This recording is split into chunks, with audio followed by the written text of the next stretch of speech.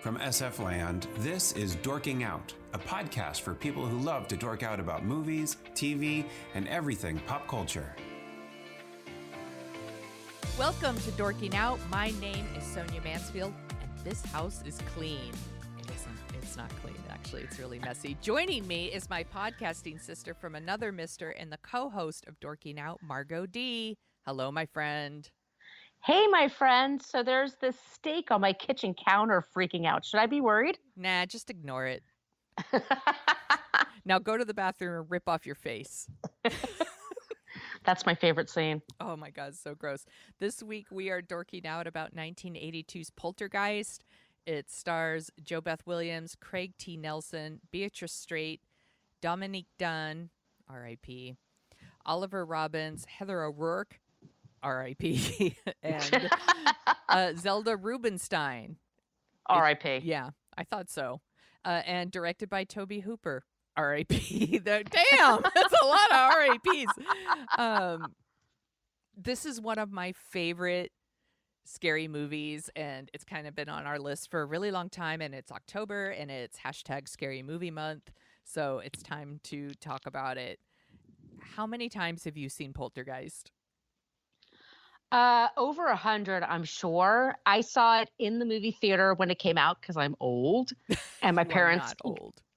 I'm old, and my parents love thrillers and scary movies. And if they were like PG or I don't think this is an R movie, right? This is PG, right? Because there's no F words. Yeah, so it's PG. Apparently, when they first submitted it, it got an R, and then they went back and fought it and got a PG. And this was because this was before PG-13. So right. This movie, I'm like, it's kind of crazy to think that it's PG because now like a lot of animated movies are PG because they'll say like damn or something, you know? Something ridiculous like that. Yeah, and this movie's like, no, it's PG because a dude rips his own face off, you know, stuff like that. Or Dominique Dunne, who plays the daughter, the teenage daughter, when his friend. Okay, so it opens with this guy riding on a kid's bicycle. Yes. With a how many beers are on him? It's like a 12-pack of beer. Yeah, 12 or 24 pack of beer. Like he's carrying it in one arm. This is very 80s suburban. There's a lot of Steven Spielberg kind of touches all over the place. So there's all this like stuff about, did Tobe Hooper direct it or did Steven Spielberg?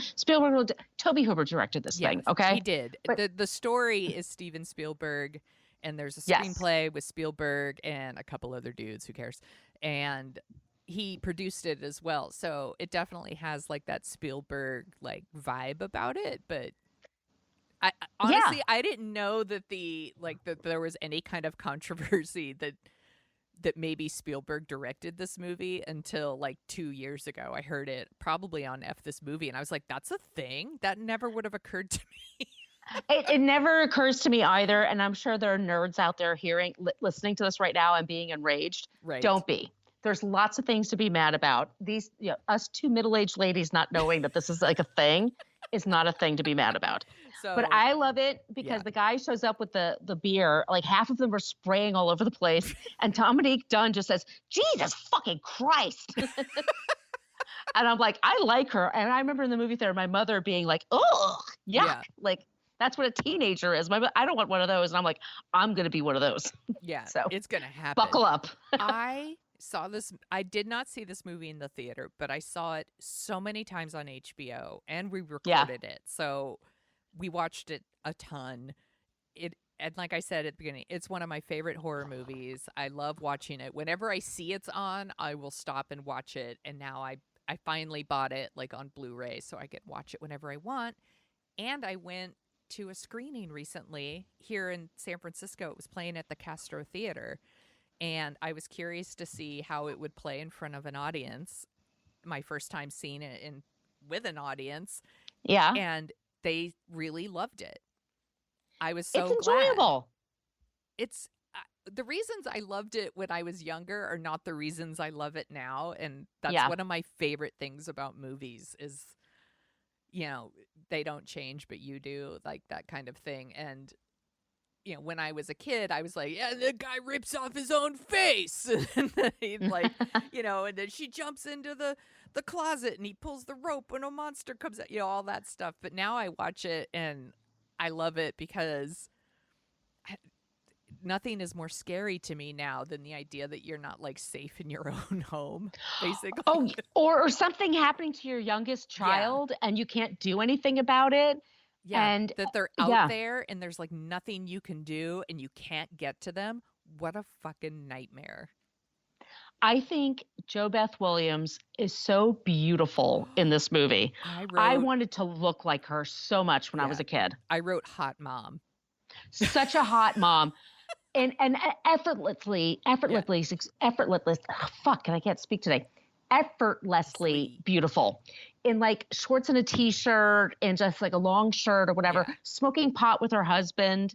Like, I love that. He's reading a Ronald Reagan book and she's smoking. She's talking about sleepwalking in a dude's car. Yeah. I love their relationship. Yeah. I think it's phenomenal. I really focus on them now. Yeah. She is so beautiful. And I love that they seem to have a really happy marriage and like they really love each other. And they also establish she's 32 and they're teenagers. She's a teenage mom. She was a teenage mom. So apparently, because people have said this to me because I co-host Book versus Movie, there's a novelization of the book, of the movie, that came out after this movie came out that explained everything. And Stephen was married once before and the wife died really young and then he met JoBeth Williams. Yeah. Diane. Well, I like to imagine that he was her teacher. Oh, you get really dirty. Yeah. Oh, I'm super dirty. I had a whole thing built in my head. Or maybe he's one of her dad's friends. No, I'm just kidding. I would never go there. That's gross. It's kind of funny because she is a really hot mom. She's a gorgeous hot mom. Like, and it's effortless, like what she does. Like this, but she always looks great. Yeah. Like her kid's been missing for 48 hours in the universe, and she's wearing like this chunky knit sweater thing around her neck. Her hair's perfect. Her clothes are ironed. I mean, she looks perfect. Yes. And she's falling apart. I don't know how she does that. JoBeth Williams is brilliant. She is. During this rewatch, I was once again reminded how awesome she is in this movie. Like legit great. Like I think it's a really great performance. I really, really like her in this movie. I always have. Yeah. Like when I was a kid, I love my mom very much, but I wanted my mom to be like her if something like this kind of shit happens, because nothing bothers her. Like the kids are crazy and yelling at each other all the time in the beginning of the movie. They're building this pool against her house. These men are sexually harassing her daughter, her stepdaughter. And she just kind of rolls with the punches. There's a ghost in her house. Oh, this could be fun. We'll just, see how it moves the chairs around. She's super okay with everything. Yes. But vulnerable at the same time. She's really It's amazing. She's very strong. She's very strong. Yeah. I think she's the anchor of the film. Like if you miscast this part, you wouldn't care about it. Oh no, not at all. You'd be like, we wouldn't be talking about this movie, probably. Yeah. Do you want to talk about the scene where the construction guys sexually harass Dominique Dunne? This has always bothered me. I remember being a little kid, like, do the parents see what's going on here? Like, this is not okay. But I love Dominique Dunne in this movie. Yeah. R.I.P. Jesus Christ, how she died. That's awful. Ugh. The movie, they say it has a curse. Yeah, there's apparently a curse because she and Heather O'Rourke, who plays Carol Ann, both died very young and very tragic. Well, it's always tragic when you're young, but there were some other people who were attached to the movie who died, but they were much older, and I was like, I don't know if that qualifies as a curse. That's not a curse. I'm like, and it's also Poltergeist 3 or something. Yeah. So I actually think that scene where they're sexually harassing her, and it turns out like Diane, JoBeth Williams, is actually watching the whole thing and kind of laughs it off because she's raised a daughter who tells them to fuck off. Yeah. Which I think it shows like she's a little bit tougher or maybe not as innocent as she seems either, which it's just a little moment that there's also another moment later where she remembers a hotel. It's like, we're going to stay we're going to stay at the Holiday Inn. I remember that place. What? Nothing. At those moments, I mean, you have to remember also this is 1982. Yes. Like there's like Porky's came out around this time. Like it's a little bit of the Wild West before AIDS and other things. So also, I think Carol Ann is really, really cute. She's adorable, and everybody drink. Everybody drink. She's so cute. She's so adorable, and she's so sweet, but she's still funny, and she's still like with her younger brother teases her older sister. Yeah, and she's not a total angel, but she's so sweet. And when something happens to Carol Ann, you get so upset, and you really feel JoBeth Williams. Yeah. Like you really think she's the mother of these kids, even though none of them look like her, except maybe Robbie. None of them look like her, or Craig T. Nelson. No, not at all. Okay. Carol Ann is adopted, or they're all adopted. I think they all punched a hole in the universe and stole her from somewhere else because she is not their kid. No, but she's the perfect mom. Yeah, but Carol Ann is so sweet, and like the whole thing with like her like bird dies, and she's like, for when he's cold, for when he's hot. It's so cute. I love the scene. I love the scene also with they're watching the LA Rams, and if people who are young are going to be like, what are they even talking about? But the remote control being like you could do it to your neighbor's television. Yes. When I was little, I remember this happening. And it's when your apartments or homes are really close to each other. But that whole scene with the guy who has the kid that looks just like him, and they're both assholes. They're both assholes. Ben's a shitty neighbor. Oh, he's horrible. And I think that's totally like Steven Spielberg. Yeah. Like all that home stuff of like your neighbors being shitheads and having to deal with them. That's Spielberg. It looks like they live in the same neighborhood as E.T. Like where E.T. is filmed. It's that kind of. It's E.T. adjacent. It's yes. E.T. adjacent. Yes. The kids all go to the same school. Yep. The one thing about this movie that I refuse to believe is that they live in this big house and the kids still have to share a room. Okay. Also, I'm going to jump ahead here. Yeah. It's a big house, but it's like tall. It's not wide. Yeah. That whole graveyard was just in their driveway. I mean, okay, at the end you see like the stuff coming up, but only that house is eaten. Yeah. I also was wondering why just their house.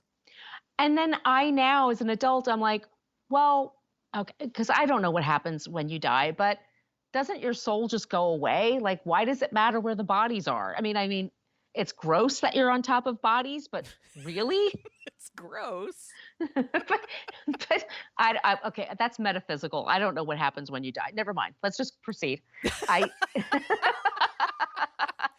We don't have those answers. But this beast guy is super angry about it, so maybe they need to move the bodies. Just saying. And then the kids are sharing their room, and because of course they are. And there's this very creepy tree outside that. Oh, in the house? Or no, you mean okay? There's a creepy tree in the house too. That like you see, that's right by the staircase.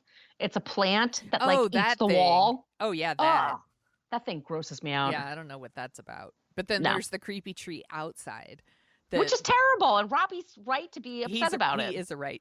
And I was like, just close the curtains, kid. But he doesn't. Yeah, but yeah. Because he's a kid. Give him shades. Yes, exactly. And he's so afraid, and the lightning's going off, and it's scaring him. And meanwhile, JoBeth Williams and Craig T. Nelson are smoking pot in their room. I love that scene with them. It's so funny. It's so great because nowadays they would be manicured and pumped up to like whatever. Like he'd have a washboard abs. He wouldn't have a dad bod. Yeah, he has Craig T. Nelson has his own dad bod, which is great. It's fine. I thought it was sexy. I still think it's sexy. I think he's really funny. Yeah. He is really funny, and well, I'm not going to jump ahead, so we'll get to something. No, I don't want to. I have something else to say, but about something. I'll say it later. So basically, because of the lightning, the kids end up sleeping in their room, and that's when the TV people come. And Carol Ann like wakes. First of all, why are they always sleeping with the TV on? And then you guys, you're young, so you probably don't know this, but back in the day, like TV wasn't on 24 hours a day. So it like, I forget when, like 2 or 3 in the morning, it would just like static. And that's happening again. And while it's on that static, Carol Ann can hear voices that it turns out it is someone in like I guess another dimension, somewhere between like life and death. It's all these lost souls. Yet lost souls, and she can hear them, and they start like one of the evil ones comes out of the TV and like moves into their house basically. Or they take her to the dimension. That's what I always thought it was. They took Carol Ann through the TV set into the other dimension. I guess. I think that's what that is. And that dimension is actually in her closet. It's their room. And I mean, if you're looking at this for the first time, the special effects are a little dated. Sure. Some of them for sure. It's almost 40 years ago. You've got to kind of put your goggles on here. When I was a kid, that room scared the living shit out of me. And there's a creepy clown doll. The clown still scares me. The clown is still frightening. What the fuck? Why do they even have that doll? It's not, it serves no purpose except to scare children. Yeah. It's gross looking and it's scary and they're smart to hate it. It would be scary during the day. Yeah. Yes. So absolutely. I can't comprehend that Robbie wouldn't take that clown and like bury it in the yard or something. There you go. Go be with the rest of the bodies. Fuck you, clown. But that thing is creepy. So that's in their room too. And eventually, the TV people start kind of moving things around the house to fuck with them, I guess, or make their presence known. It's very gradual. Like they hadn't done anything this whole time that they were living there.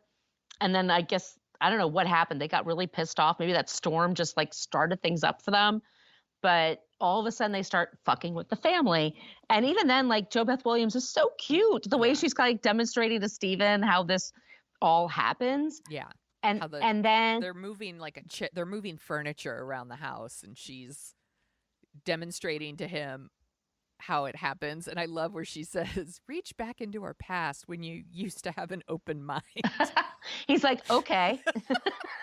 He understands exactly what that means. Mm-hmm. Yeah, and Heather O'Rourke is so good in this movie. All the kids are so good in this movie. They really are. Everybody's like good kids. in this movie. Yeah. And they're like real kids. I don't think they're like movie kids. I think they're like real kids. Yeah, they act like real kids.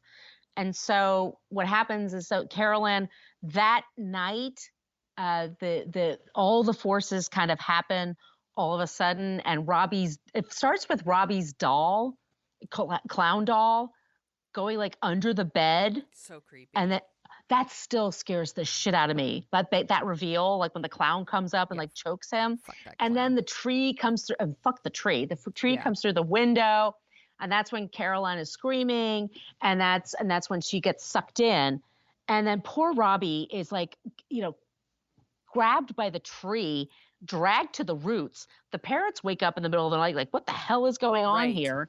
And, one of them's getting Robbie and one of them's trying to find, they're trying to get Robbie out of the mud. And then they realize like Carol Ann's not anywhere. So they have to like run around the house. And that's when they realize Carol Ann's just gone. And if they turn the TV set on to static, which they had a channel that was just static, that's how they could hear her. It's so creepy. You could feel so bad for them because they're such a nice family. They really love each other. And the parents are nice people. And that's when they get the experts to show up. I love the experts.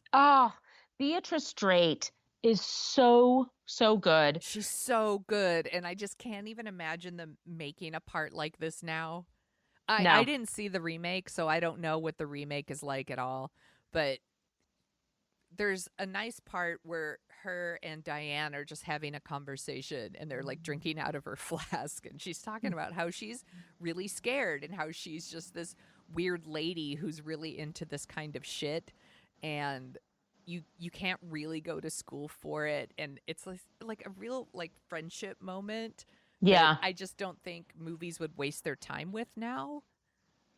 I don't know like how that woman would look now, because we have Botox and facelifts and all of our actresses like get that in their 30s. Right. So I don't know what somebody older looks like, but Beatrice Straight won an Oscar a few years before for Network. Yeah. And she was only in the movie for like 10 minutes, but she was incredible. And this is one of her last performances. And so she brings two guys. There's one black person, there's one person of color, and that's Ryan, Richard Lawson. And then there's a guy named Marty. Good news though, you guys, he doesn't die. No, they don't kill him. Spoiler alert. Lives. But I love the scene where he's describing to Craig T. Nelson, like, I saw this little toy car and it took 7 hours, but it went from one spot to another and I got it in stop motion. And Craig T. Nelson's like, yeah, Yeah. Here you go. Oh my God, the look on his face is like. And these actors have to act against nothing, like a green screen or whatever. So they, you have to give them their props.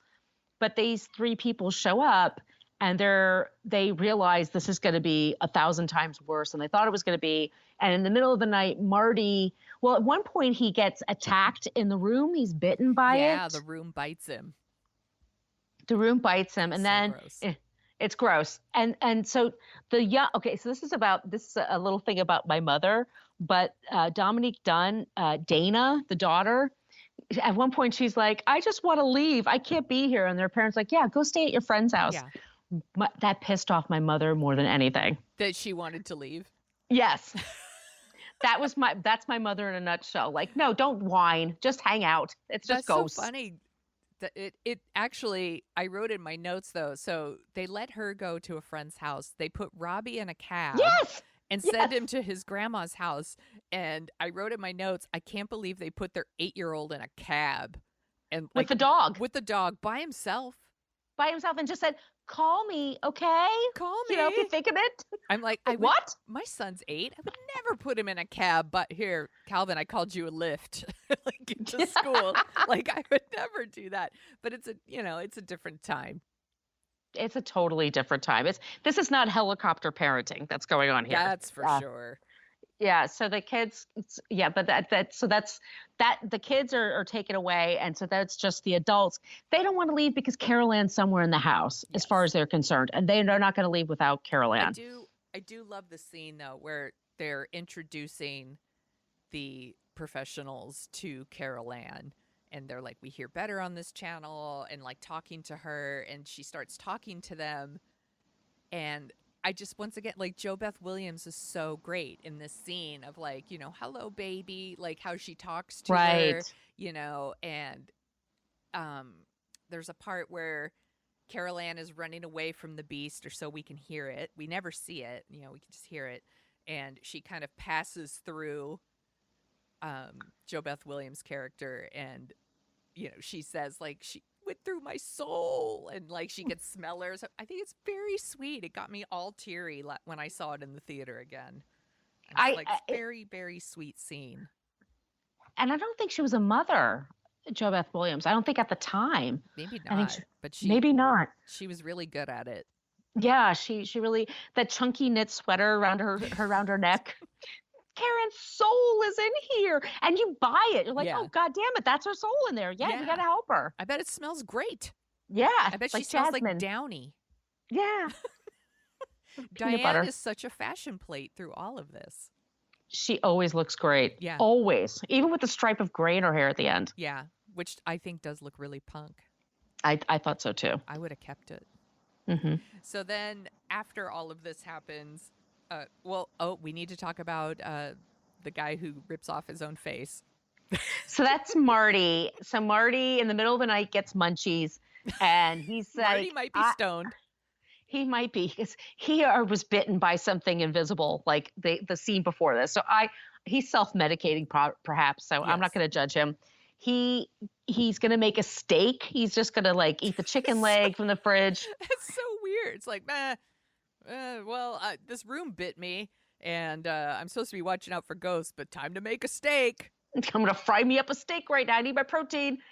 And nowadays, the effect isn't all that effective. I mean, it's when I was a kid and I saw this, it terrified me. Oh my God, I thought it was the fucking grossest thing I'd ever seen. Oh, this scene really freaked me out when I was a kid. Yeah, but the steak kind of like becomes leeches. Like it's, you could tell how the effect happens. And then he looks in the mirror and he thinks he's ripping his face off. And that really freaked me out. It's so gross. It's still gross. It still is. And then it's not what's happening. It's just the house messing with his mind. But Marty is like, yeah, I'm out of here. And it's just going to be Ryan and Dr. Leah helping them out. But then she says to her, I'm going to bring an expert. And I once again, Beatrice Straight just being like, I'm going to come back. You're going to be okay. Yeah. And you feel it. Like she's going to be okay. You feel like she really cares about this family and she really cares about Diane and she wants to help them. Yeah. So she comes back with Zelda Rubenstein. And her introduction is so great because she was a very tiny, tiny woman. And she walks into the room. She's behind Craig T. Nelson, who's a very tall man. So the big reveal is that she's this little short lady with a Southern accent and a bun, up in her hair. And she's just, I love Zelda Rubenstein in this movie. She's great. It is absolutely iconic, her performance. Yeah. Like she is so fucking rad in this movie. Yeah. I really, really love her every time I watch this movie. I didn't understand everything that was going on when I saw it as a kid, but as I've watched the movie throughout the years, I've got nothing but respect for this performance. I think it's so awesome. She's so great. And her voice is just so, I am addressing the living. So this house has many hearts. She is so great. She's perfect. And so she's going to be the one that figures it out. And at first Steven's fucking with her. Yeah. But then Craig T. Nelson, I have to say, he's such a great actor. I loved Coach. I love him in this. He's so believable. And he's so like, as a really good dad and a good guy. I don't know, like, was he in the TV show Parenthood? I didn't watch that, but I thought I remember hearing he was on that. He may have been. I remember he was on Fox News a few years ago when Obama was in office, and he was railing against welfare. And he was talking about like, we shouldn't have this. Why are we doing this? He goes, well, when I was an actor, I once went on welfare for a while, but that's because I really needed it. And then it just kept going on. I'm like, well, dude, what, you think other people go on it when they don't really need? Oh. I know. But he's a great actor. Yeah. He's great in this part. I like the scene where they take the tennis balls. Yeah. And they throw it through the dimension that they're in. And Ryan goes, sweet Jesus, when he grabs that one tennis ball. It's my handwriting. Came right out of thin air. I remember watching this movie theater. Like I can remember this. It was so thrilling. And JoBeth Williams puts rope around her waist and goes into the fucking ether to get her kid. So this scene is what I wanted to what I was going to talk about earlier. So Steven ties the rope around her waist and then they kiss. And then she says like, Steven, don't let go. And he says never. And I told my husband, I was like, it's like the most fucking romantic thing ever. I was like, for me, it is like top 10. One of the most romantic things in a movie ever is like, she is getting ready to do something scary and she may not be coming back. And she's doing it for their daughter and for their family. And they kiss and don't let go. And he says never. And I'm like, oh, I love you too, Craig T. Nelson. That's the guy. If you're wondering what women want, that's what women want. Yeah. A guy like him. He's a good dad. He's a good husband. And he's just somebody you can count on. And you could totally count on him. Yeah. And she goes through the ether and gets Carol Ann, and they crash back into the house. And they literally crash back on the dining room table. I love that they don't show us anything either. Right. That they don't, it's not like, oh, and then we see Diane running around in the afterlife or whatever looking for Carol Ann. And once again, I haven't seen the remake, and maybe they do that in the remake. But in this, they don't see it, but you see them come out of it, and it's like water. Like on the ceiling. It's like they're coming out of a pool, but it's upside down. It's fucking trip, actually. It's really trippy. And then Carol Ann kind of wakes up and says, hi, Daddy. And everybody. Oh, so sweet. It's so fucking sweet. And we forgot to mention, so Steven's big job is that he sells home in this developments in his neighborhood. And he was like in the first round of homes.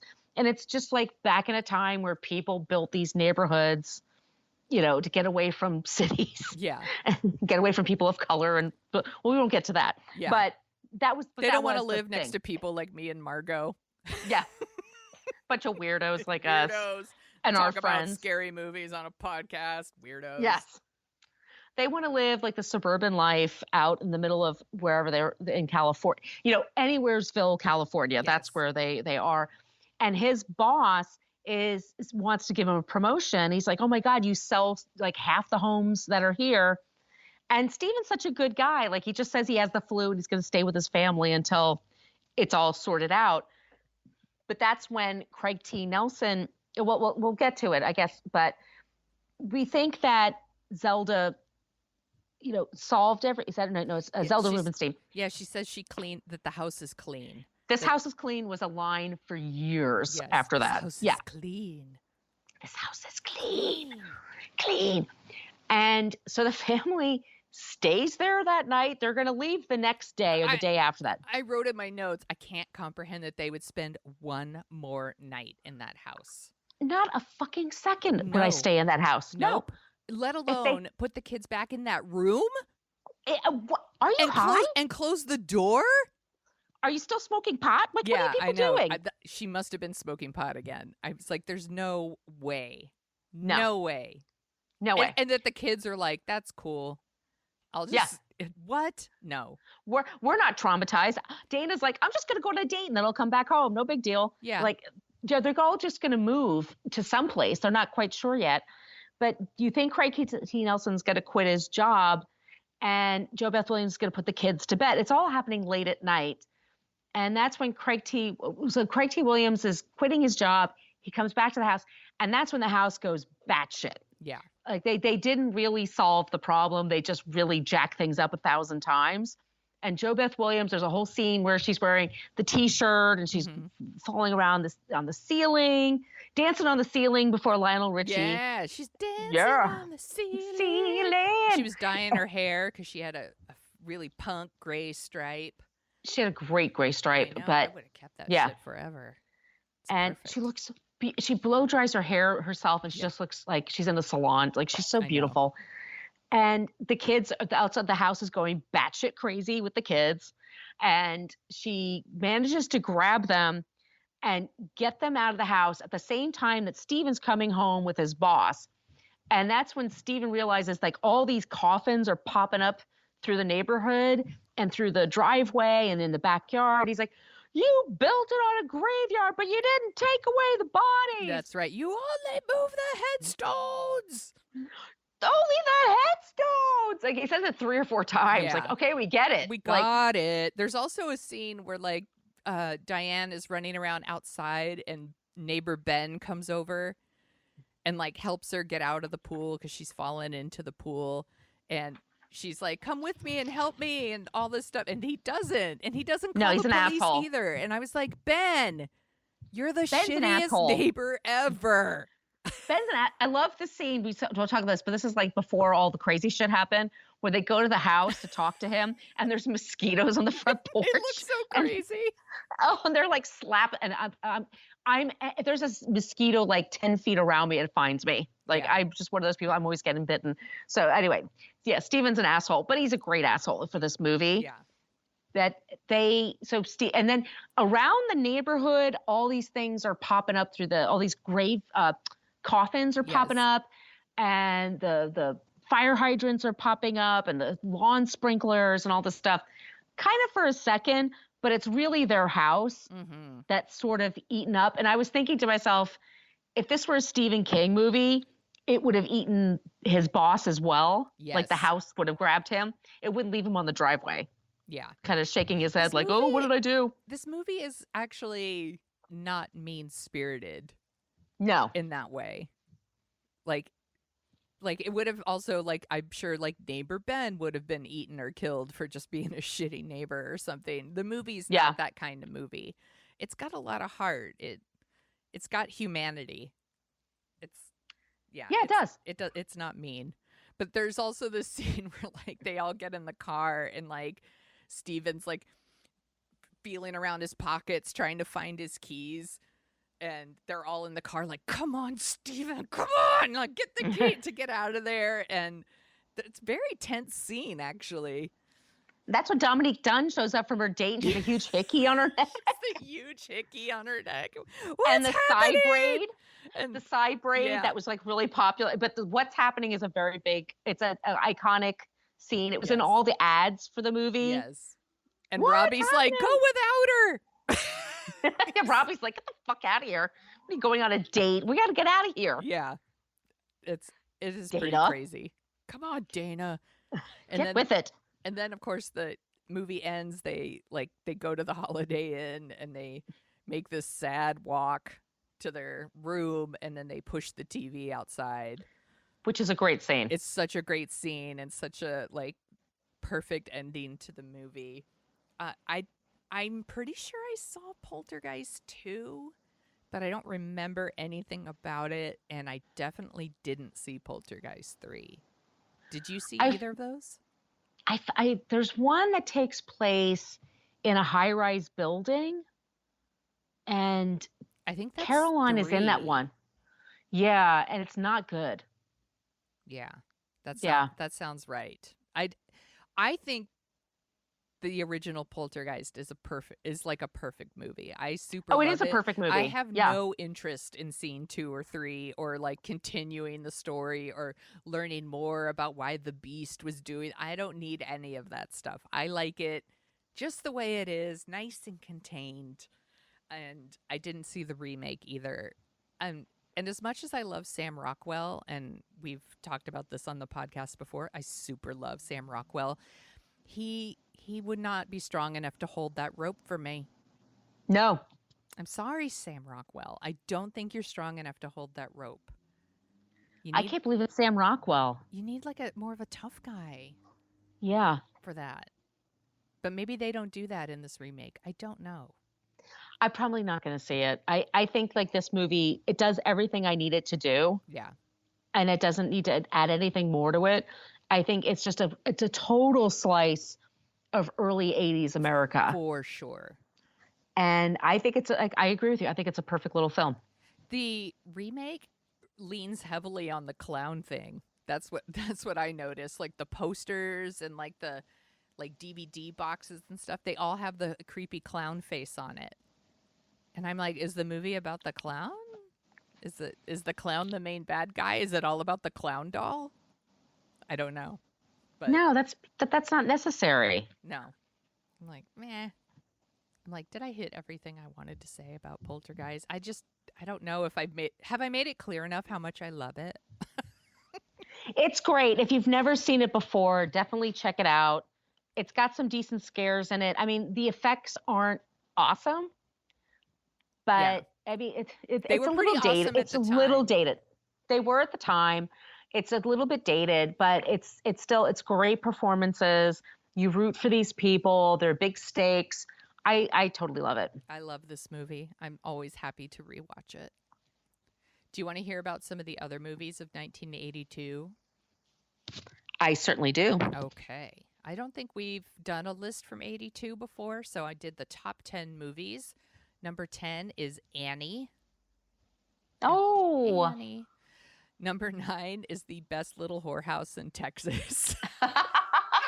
I have not seen that in years. I haven't seen it in years either, and I'm fascinated that there's even a movie out there called The Best Little Whorehouse in Texas, and it was the number 9 movie that year. That's pretty crazy to me. Number 8 was Poltergeist. Number 7 was 48 Hours. God, we have to talk about that movie one day. That was a huge hit, and it made Eddie Murphy a big star. Eddie Murphy was a huge, huge star at this time. Yeah. Number 6, Star Trek II, The Wrath of Khan. Some people Khan! think Khan! They say it's the best Star Trek. I think it's pretty good. Number 5 is Porky's. Okay. Oh, God.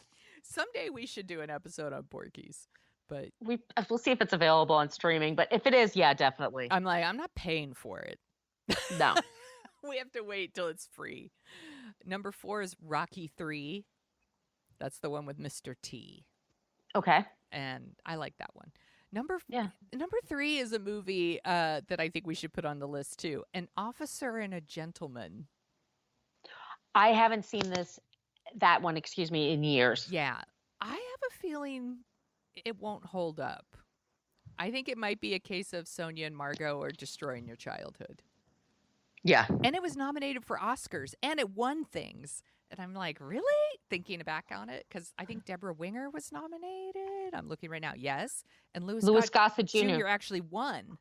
Yeah, that was a big part for him. Yeah. And it had that song, about like, love will lift us up where we belong. It was like such a wedding song. Anyway, number 2 is Tootsie. Great movie. And number 1 is E.T., the Extraterrestrial. I love E.T. I know. I should show it to Calvin. He's at the age now. He could handle E.T. Yeah. Yeah. It's a perfect little movie. It's so cute. It's a real sweet one. Do you want to hear some of the big songs from 82? Yes, I do. Okay. I'm going to go, I'm going to just pick out randomly the ones I really like. Yeah. Shake It Up, The Cars. That song is rad. I love rad that song. Always on My Mind, Willie Nelson. That's a good song too. 867-5309, Tommy Two Tone. I think we should put that song on the creep list because I think if you listen to the words, it's a little creepy, but I still love it. I Can't Go For That, No Can Do. Daryl Hall and John Oates. Yeah, yeah. Abracadabra, Steve Miller Band. I used to love that song. I used to love that song too. Tainted Love, Soft Cell. That song is still awesome. It's still great. Don't You Want Me, The Human League. That's one of my favorites. I love Me that too. song. Centerfold, Jay Giles Band. Another great one. Oh my God, 82 was so good. I Love Rock and Roll, Joan Jett and the Blackhearts. This was like early MTV stuff too. So all of these had videos, and MTV only had like 30 videos. So you got to see them over and over and over. Yep. And the number 2 song of the year is Eye of the Tiger by Survivor. Oh my God, yes. Yeah. Which is still on one of my playlists because it's such a good workout song. It's a great workout song. And so is the number 1 song of 1982, according to the Billboard Hot 100, Physical by Olivia Newton-John. Oh, God. That was a good song. That was a hit. It was a huge hit. Let's get physical. Physical. Physical. Leg warmers and leotards. Headbands. All of it. And she was so beautiful. She was stunning. She was. But she still is. She's so beautiful. Yeah. She is. What else are you dorking out about? Well, speaking of Australia, I'm dorking out about our friends Binksy and Evan. Yeah. From Fun Size Happy Hour podcast. They're taking a little bit of a break from podcasting, but they're big fans of the show, and we think they are just amazing and adorable. So everybody drink. And something that's kind of San Francisco based, but I think you can do this anywhere. So this is a Patreon thing you can support if you're interested. But it's Renee and Irish Greg's pop-up. And they are 2 people that were from the K-Fog morning show. Yeah. And that was it's K-Fog Radio in San Francisco was a big rock and roll station for like 30 plus years. It was a big, big deal. And K-Fog used to have a thing with Dave Morey, who had an amazing voice. He was a disc jockey with a deep baritone voice. And he had a thing called the 10 at 10. It was my favorite. Me too. And it introduced me to so many songs and so many genres. And they would pick 10 songs from one year, and they would include clips from television commercials and news and things like that. And they put up these, the channel no longer exists. K-Fog is over. The morning show's been gone for a while. So they have a pop-up thing where they go around the Bay Area and they do these shows and they introduce new artists to people and stuff. But if you support their Patreon page, $1 a month, you will get K-Fog's 10 at 10 at least like 3 times a week. I mean, it's been showing up frequently, and it's been a thing for me. Like today they had 1967, so they had the Beatles and the Monkees, and it's just they had 1979 the other day, so they had like Earth, Wind and Fire. I'm doing this. I'm gonna do it. 10 at 10 was I fucking love 10 at 10. 10 at 10. Honest to God, guys, it changed my life. I bought so many songs and albums and CDs and iTunes MP4s and shit like that because of this show, and it was on every day for me in New York. I would listen to it online. It was at 1:00, and it was just like my favorite thing. So anyway, it's Renee and Irish Greg's pop up. $1 a month. You can get the KFOG 10 at 10. And I'm sorry you're hearing that siren in the back. I'll cover it up. That's okay. I'm so glad you mentioned that. Now I'm gonna do that because that's so great. They recently switched that station over to sports, so that's why they're not playing music anymore. They're not doing the morning show anymore. And I was actually taking a Lyft to dinner or something, and the Lyft driver was listening to Alice, which is 97.3 out here in San Francisco, and they were playing like a promo for their morning show, Sarah and Vinny, and I think they've been here for like, oh my God, it's got to be more than 20 years they've been doing that show.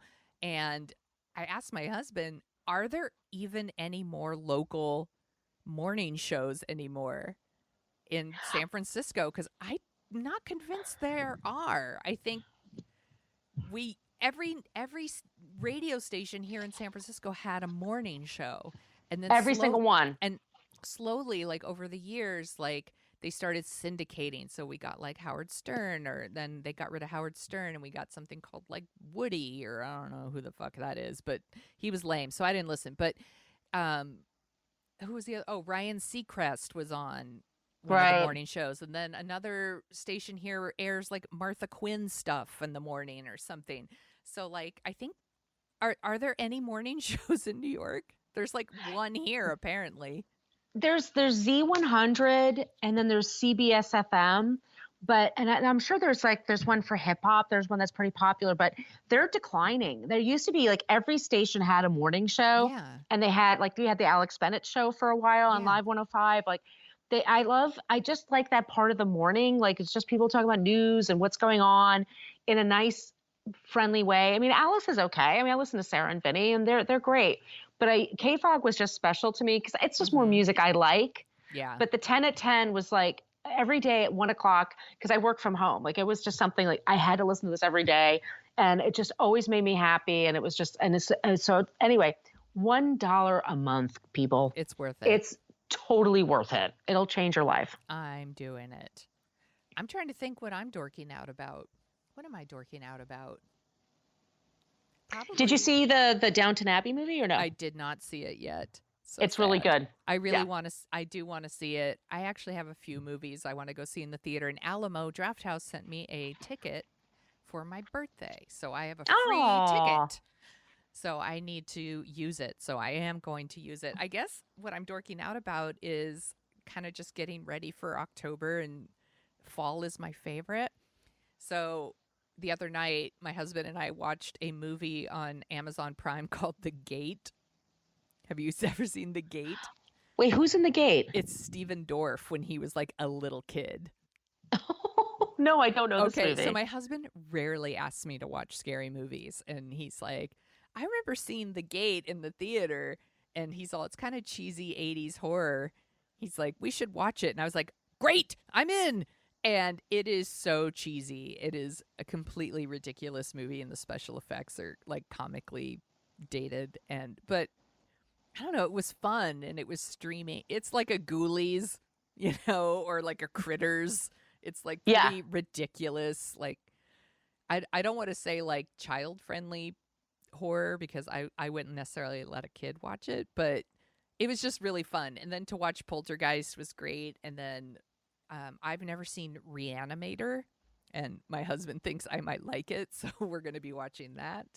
And I think I remember that movie. Yeah, I'm just really excited for over at F This Movie. They do something called Scary Movie Month, and everybody watches scary movies, and then they write 7-word reviews on the website. And I just think they're hilarious and awesome because F This Community has really good listeners. So I love going every day and like reading what other people are watching and read their 7-word reviews.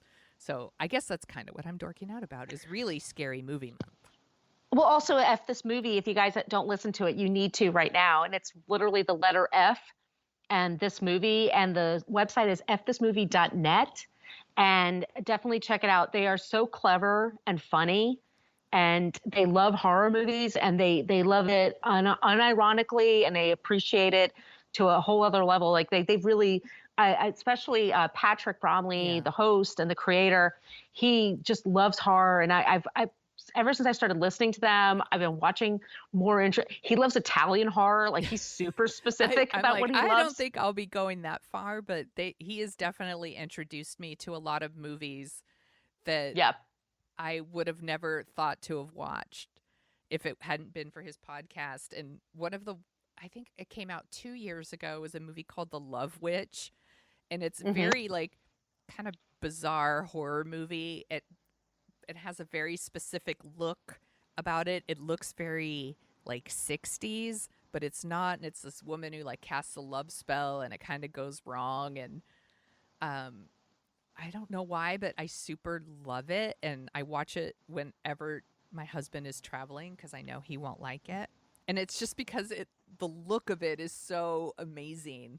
I just can't get enough of it, and I learned that from F This Movie. They're really good at that. They're great, so definitely check them out.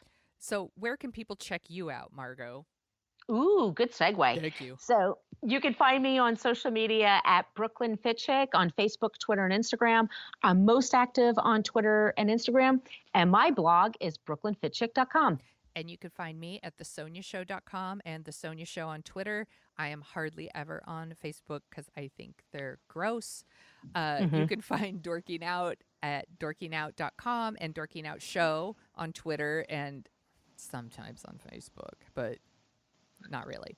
And you can subscribe to us everywhere you listen to podcasts. And if you listen to us on Apple Podcasts and you want to give us a review, that would be really, really rad. We would appreciate that, and it helps us find new listeners. Yeah, we just got a new 5-star review, right, on Apple Podcasts. You were telling me the other day. We did, and I don't remember the name, and I'm really sorry. I think it's Kelly. I think you're right, and I will start paying attention to that, and I'll give credit where credit is due from now on. I'll make it my homework. We also have stickers. If y'all want stickers, send us a DM on Twitter, or what's our email? Or you can email us at dorkingoutshow@gmail.com. Yeah, give me your address. I'll send you a sticker, and you can also listen to us at What a Creep, where we talk about creeps. We're getting ready to start season 3, and it's going to be off the hook. It's going to be crazy, you guys, and we're going to go old-time Hollywood with our first creep, but we have some real modern creeps coming up. Don't worry. Yes, we do. It's a good one, so definitely listen for that. And we'll talk to you guys next week. This house is clean. It's not clean. Is your house clean, Margo? Fuck no.